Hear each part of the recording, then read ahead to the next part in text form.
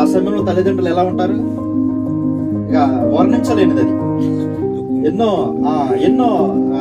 Pastors కి, ఎంతోమంది pastors కి తెలిసిన వారికి ఫోన్లు చేసి మరి ఇలా జరిగింది మరి చెప్పడం, ప్రార్థన చేయడం, ఎన్నో సంఘాల వారు చాలా మంది తెలిసిన వాళ్ళందరూ కూడా ప్రార్థన చేశారు. అయితే ఇక వాళ్ళు ఏం చేశారంటే, మీరే ఏదో ఒకటి చేయండి అని చెప్పేసి అక్కడే నన్ను బెడ్ మీద పడేశారు. సరే, అక్కడే ఉన్నాను. నెల రోజుల తర్వాత, అంటే నేను చిన్నప్పటి నుంచి కూడా మరి క్రిస్టియన్ ఆర్గనైజేషన్ లో చదివి ఉండటం వలన మరి కొంచెం వాక్య భాగం అనేది నాకు అప్పటికి కొంచెం తెలుసు. కొంచెం పరిచర్యలో ఉండే వేరే వేరే అయ్యగారులకి సహకరించేవాడిని.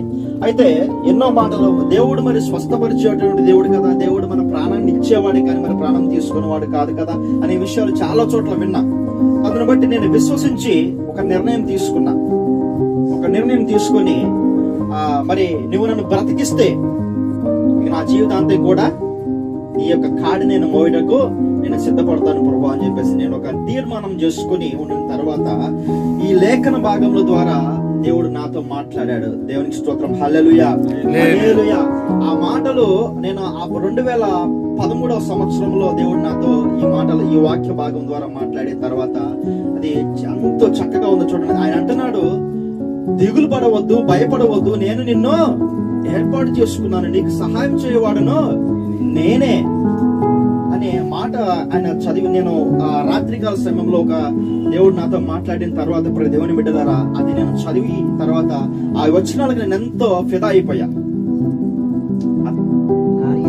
కార్యాన్ని జరిగిస్తూ మీరే ఘనత, మహిమ, ప్రభావాలు పొందుతూ ఉంటారని మా రక్షకుడను నీ జ్యేష్ఠ కుమారుడైన యేసుక్రీస్తు ప్రశస్తమైన నామం పేరట అడిగి వేడుకొంచు ప్రార్థిస్తున్నాను తండ్రి. ఆమేన్.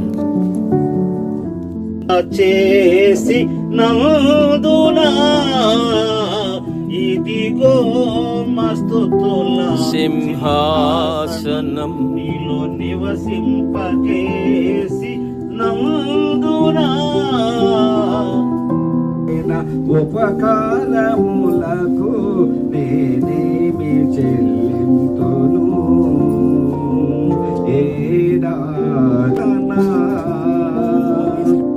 నీదరి చేరగా మాకెంత సంతోషం